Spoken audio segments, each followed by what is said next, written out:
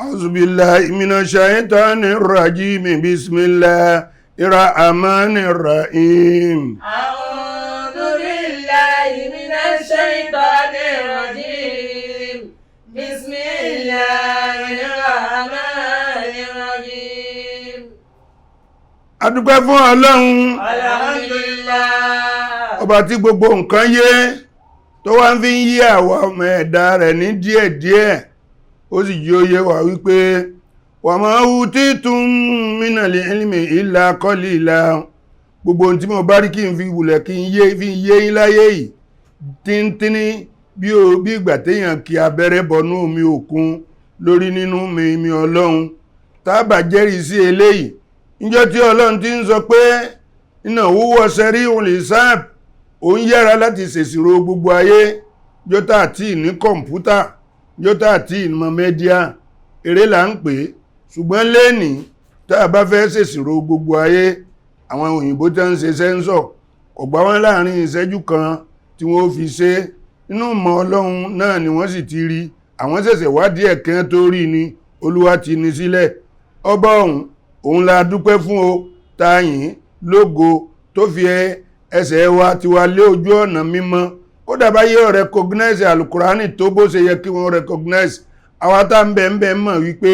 odidi góòlù ni wọ́n gbélé wa lọ́wọ́ ẹni tí ó bá ṣe dáadáa ò gbọ́dọ̀ fi góòlù wọ ẹ̀rọ̀fọ̀ láà fi gbọ́dọ̀ gbọ́ yánnayànna lẹ́nu àfáà tó bá yẹ wípé ọmọ tí ń bá ń ṣe torí nǹkan pọ̀ ńlẹ̀ tá a fẹ́ sọ fáyé táyé ọmọ kọjá ká máa wíwọ́n wọ̀nrán nítorí náà níbi ọ̀rọ̀ tí a ń bá bọ̀ ó náà ni sáyẹ́nsì ìlú olùkùránì a sọ̀rọ̀ nípa àwọn astronomers àwọn tẹ́ ń stọ́dì ojú ọ̀run èyí tá ń bá bọ̀ lẹ́yìn tá a fi dá dúró dé ẹ̀yin tẹ́ ń bá ń tẹ̀lé wa tá a bá tún náà gàwó in ti ń bẹ lójú ọ̀run àwọn astronomers wọ́n ní nígbà táwọn lọ inú sánmọ̀ tí àwọn ń bọ̀ àkọ́kọ́ tí wọ́n kọ́kọ́ rí wọ́n ní àwọn rí wípé àwọn ń gbúrò tí ó ń ṣe Allahu Akbar Allahu Akbar tí wọ́n ń pèrun ǹjẹ́ níbo ni fọ́ìsì ń tí ń wá wọ́n gbé microscope wọ́n dojú ẹ̀kọ́ ayé wọn ò gbọ́ ní láti bẹ̀ wọ́n lọ sọ́tún wọ́n lọ sótì wọ́n ṣẹ̀ṣẹ̀ wá kọjú ẹ̀ sí atmosphere ní sánmọ̀ náà wá rí wípé òkè lọ́run náà ni wọ́n ti ń pèrun nígbà tí wọ́n wá focus attention wọn síbẹ̀ tí wọ́n fi microscope wọn súùpù ẹ̀ kó gbé wá kó súnmọ́ wọ́n bá rí wípé àwọn rí ibì kan tó dà gẹ́gẹ́ bí dressing like a Muslim mosque ibẹ̀ ni wọ́n ti ń pèrun yẹn àwọn wá ní kọ́mẹ́ǹtì àwọn òun ni wípé maybe this is the paradise that Muslims are telling us in the head bóyá àlìjánà tọ́lọ́run bá ń wí bóyá bẹ̀bẹ̀ lọ́lọ́run ló kọ sí láwa ń sọ fún wọn pé rárá o alukurani ti ń sọ fún wa pé bẹ́yìn tẹ́ ń bẹ lórílẹ̀ tẹ́ ẹ̀ bá máa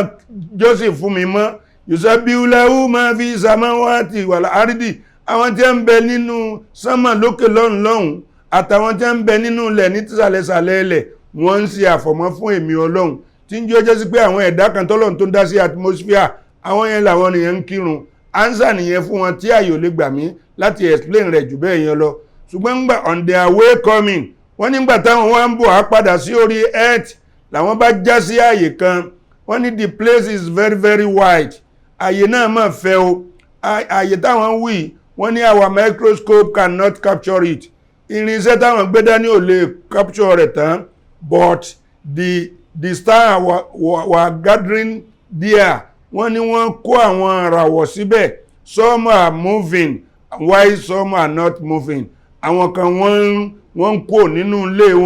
wọ́n rìn sínú atmosphere àwọn kan sì dúró wọn ò lè rìn àwa ní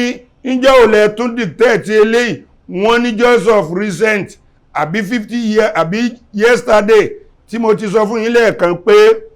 ǹjẹ́ ń pè ní ǹjẹ́ bá rí lọ́gọ́rùn-ún ọdún wọ́n ní a day before yesterday nìyẹn tán bá rí láàdọ́ta ọdún wọ́n ní yesterday ní tán bá rí ní 25 to 40 years wọ́n ní just of recent tí ń jẹ́ ọjọ́ sí pé àwọn ṣẹ̀ṣẹ̀ rí ààyè yìí lẹ́nu pé kò tí ì pé 50 ọdún sọ́gọ́rùn ọdún ni wọ́n rí àwọn ń jẹ́ òye wọn wípé alukurani ti sọ̀kalẹ̀ lọ́gọ́rùn ọdún 14 sí iwájú ẹ lọ wọnú Suratul Waqi'ah Quran 57 verse 75 to 76 ó wí pé A'udhu billahi minash shaitanir rajim. Bismillahir rahmanir rahim. A'udhu billahi minash shaitanir rajim. Bismillahir rahmanir rahim. Fala uqsimu bimawaqi'in nujum wa innahu laqasamun law ta'lamuna 'azim. Fala uqsimu bimawaqi'in nujum wa innahu laqasamun law ta'lamuna 'azim. Al-Qur'ani wá ń sọ fún wa wípé wala uqsimu bimawaqi'in nujumi, Olúwa ni mo fi ààyè kan tí mo dá tó fẹ̀ tí ìmọ̀ ọpọlọ ọmọ ẹ̀dá ènìyàn ò lè kárí rẹ̀ tán, tí mo fi búra fún yín kẹ́lẹ́ bá mọ̀ bí mo ṣe tóbi tó. Ààyè náà àwọn ràwọ̀ iná ni mo kó síbẹ̀ tó jẹ́ wípé tẹ́yìn náà bá padà ọjọ́ bá lọ tí n bá fún yín ní mímọ̀ tẹ́ ẹ bá padà wá síbẹ̀ ẹ mọ̀ pé innahu laqasamun law ta'lamuna azim, ẹ mọ̀ pé tí mò ń fi ń búra yìí ó mà tóbi gan o, ọpọlọ yín ò lè gbé. Nígbà táwọn náà sì débẹ̀ wọ́n ní the place is very very wide, our microscope cannot capture it. Ẹ̀wọ̀n tọ́lọ́run ọba mi ti wí sílẹ̀, ẹ̀wọ̀n táwọn náà ń padà wá wí. Eléyìí lẹ́fì máa mọ̀ wípé Al-Qur'an kìí ṣe ní téèyàn gbọ́dọ̀ fọwọ́ yẹpẹrẹ mú. Tábà tún wá wò nínú àwọn onímọ̀ ìjìnlẹ̀ a tún rí pé àwọn kan ni wọ́n dictate electricity tá a dictate yìí, àyún pé ẹni tó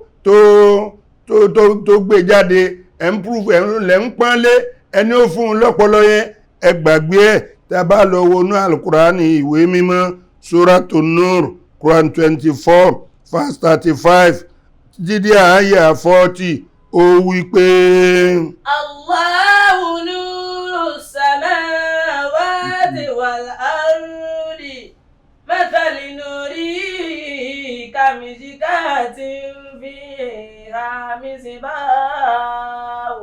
al-misbahu fi zujajatin zujaja kana kawkabun durriyyun yuqadu min shajaratin mubarakatin zaytunatin la sharqiyyatin wala gharbiyya yakadu zaytuha yudi'u walau lam tamsashu narun nurun ala nur yahdi Allahu linurihi man yasha wa yadribu Allahu al-amthala lin-nasi wallahu bikulli shay'in alim. Allahu nuru samawati, Olúwa ní èmi ni mo faná sí sánmà. Masali nurihi, example náà tèmi ó dà gẹ́gẹ́ bí an iron cover another iron. Irin kan tá kájọ tá tó wá fi irin kan kọfà rẹ̀. Tẹ́ bá dẹ̀ wo isolator tí wọ́n fi ń faná ẹ rí pé níjọ́ tí wọ́n lo iná oní fluorescent gbọ́rọ̀ yẹn wọ́n ká irin kan wọ́n fi kan kọfà rẹ̀ ni wọ́n wá gbé isolator sínú. Olúwa ń sọ wípé al-misbahu fi zujajatin zujaja. Ẹ rí irin ọ̀hún yóò ní wáyà méjì nídìí tó jẹ́ wípé ibẹ̀ ni fi zujajatin covered by glass with another glass. Gíláàsì kan kọfà gíláàsì kan. Tẹ́ bá dẹ̀ wo gílóòbù ẹ rí pé tẹ́ bá fọ́tà àkọ́kọ́ ẹ tún bá gílóòbù kékeré kan nínú ẹ̀. Kana kawkabun durriyyun. Olúwa wá sọ pé nínú kékeré yẹn kana kawkabun durriyyun ẹ bá pàwùdà lúbúlúbú kan nínú ẹ̀. Yuqadu min shajaratin mubarakatin. Wọ́n fa iná ìwá látorí igi alálùbáríkà kan, ìyẹn lóyìnbó fi dictate ńgbà tọ́lọ́run ti dákọ̀ gímbẹ̀ ló fi jẹ́ pé orí òpó náà ni a kọ́kọ́ fa wáyà wá. زيتونة لا شرقية ولا غربية. igi zaitun lọ́lọ́run fi ṣe tiẹ̀ ó ní ṣùgbọ́n rú tòun ọlọ́run la sharikiya wala garibiya ẹ lè rí níbi tóòrùn tí ń yọ ẹ sì lè rí níbi tóòrùn tí ń wọ̀. yakadu zaytuha yudiu walau lam tamsashu. nítorí pé ẹni tí ń fún un lépo tí ń fi ń tanná yìí epo rẹ̀ kì í gbẹ kì í fẹ́ẹ̀lì kì í dínkù. walau lam tamsashu narun nurun ala nuri. iná lákọ̀ọ́kọ́ gbé wọnú iná kó tó mú ìmọ́lẹ̀ wá nurun ala nurin ìmọ́lẹ̀ ó wá máa jáde láti inú ìmọ́lẹ̀. Yahdillahu linuri man yasha. Ọlọ́run ròyìn bí àǹfààní iná ti pọ̀ tó bí ìmọ́lẹ̀ ti pọ̀ tó sì mọ̀ pé ó sì sọ pé àlè rírù tóun ó ní Yahdillahu linuri man yasha òun àfọ̀nà máa ń lọ bí tí tẹ̀yìn ó ṣe wá lọ bá wọn surat aya 40 ó sọ ọkà sulumatin. Ọkà sulumatin fi baharil lujji. ó wá ní tẹ́yìn bá wá fẹ́ ṣe náà ti yín ẹ lọ wọ́ propellor ńlá ẹ lọ gbé sínú ẹ̀rọ́sàn tó tóbi fi baharil lujji yìí gẹ́gẹ́ bí Niagara Fall tí ń bẹ ní Canada àbí irú Kanji Dam tí ń bẹ ní Nàìjíríà bí tí a fi ṣe náà ti wá. Niagara Fall ẹni tó bá débẹ̀ rí ní Canada yóò rí wípé bí omi ńlá yẹn bó ṣe ń sáré bọ̀ ibi tí ìkòtò yẹn wà báyìí ó jìn ó fẹ́ lé ní 27 stories sílẹ̀ ibẹ̀ ni kíní yẹn wá ń fọ́ ní omi yẹn gbogbo àdúrú omi tí ń sáré bọ̀ yẹn bẹ̀ ló ń fọ́ọ̀lù sí ṣé mọ̀ pé tómi bá ń dà á lẹ̀ ẹ máa rí wípé bí bá ti ń nalẹ̀ gbàm bẹ́ẹ̀ nìkan máa tún rélù gbàm bó bá sì ti rélù gbàm yẹn bẹ́ẹ̀ lẹ́ẹ̀ máa rí pé ẹ̀ta wàràwàrà rẹ̀ ẹni tí ń bá ń wò lọ́ọ̀kan yóò máa dà gẹ́gẹ́ bí ẹni pé ẹ̀sùn òjò ni Olúwa wa ń sọ wípé. tẹ́ bá gbé propeller tí ń sínú omi fi bárì lùjì yìí nínú ibú odò tó jìn. yakishahu mawjun min fawqihi. mawjun èyí tó jẹ́ pé àwọn ẹ̀rọ́sàn yẹn máa rélùra wọn bí kan tí ń rélùra wọn kò ní stọ́ọ̀pù ìkan náà máa rélùra àwọn ẹ̀rọ́sàn yẹn ni wọ́n máa róòlù propeller yín. mawjun min fawqihi sahabu. bẹ́ẹ̀ tí wọ́n ń rélù lẹ̀ ń min fawqihi sahabu lókè ẹ̀rọ́sàn yẹn lẹ́ẹ̀mọ̀ rí ẹ̀sùjò tẹ́ẹ̀mọ̀ dàbí ẹni pé bóyá òjò sú ọ fẹ́ máa rọ̀ ni. zulmatun ba'duha fawqa ba'din. òkùnkùn lórí òkùnkùn ni. Ìdá àkọ́rájà yẹ́dọ̀ lam yakad yaraha. Ọlọ́run wá ní tẹ́ ẹ bá gbé ẹ́ńjìnì tí ń síbẹ̀ tán tẹ́ ẹ bá ti lè parí ẹ̀ lam yakad yaraha ẹni ó ṣe gan ọ̀gbọ́dọ̀ fọ́ọ̀kan mọ́ ikú ni o. ìdí nìyẹn tó fi jẹ́ wípé electricity when they put it in the Kanji Dam tó bá ti ń roll nígbà tó bá máa kọ́kọ́ máa sáré torí pé ẹni tó bá wẹ̀ nínú omi rí yóò máa rí pé àwọn ìmọ́lẹ̀ kan kéékèèké ó ń jáde nínú omi yẹn ìmọ́lẹ̀ yẹn ni kìíní yẹn gbọ́dọ̀ wá parapọ̀ tí ó di iná ńlá tó bá ti wá padà parapọ̀ rẹ̀ tó di iná ńlá tó bá lọ gbé sínú aṣolétọ̀ báyìí eré tó máa bá jáde ó máa jẹ́ nǹkan bíi 4 million watts 4 million watts yẹn tó bá jáde wá síta bẹ́ẹ̀ gbogbo ayé ni ó bá jóná ìdí nìyẹn tí wọ́n tó fẹ́ gbọ́dọ̀ fi ṣe aṣolétọ̀ kan tó máa regulate yẹn tí yóò tún dín 4 million yẹn kù sí 2 million wọ́n tún ṣe míì tí yóò tún dín yẹn kù tí ó dín sí bí 1 million wọ́n tún ṣe míì tí ló fi wá di pé ẹ̀ ń rí 300 watts 100 watts 2 watts kìíní kan watts tí ó bá dínkù bẹ́ẹ̀ ni ìyẹn ló fi jẹ́ pé tẹ́ bá tan jẹnẹrétọ̀ tó bá ju fóònù yín lọ yóò bọ́ọ̀nù gbogbo ẹ̀ torí pé agbára rẹ̀ ti jù bẹ́ẹ̀ lọ ọlọ́ni ìsáhàrájẹ yàdá òlámìyàkìdí yàrá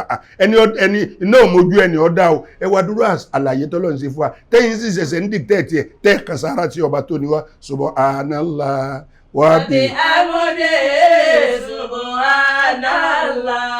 ilẹ̀ azimi. sallu ala nabiyil karim. Sàòtí ọgbọ́n Qiblatyn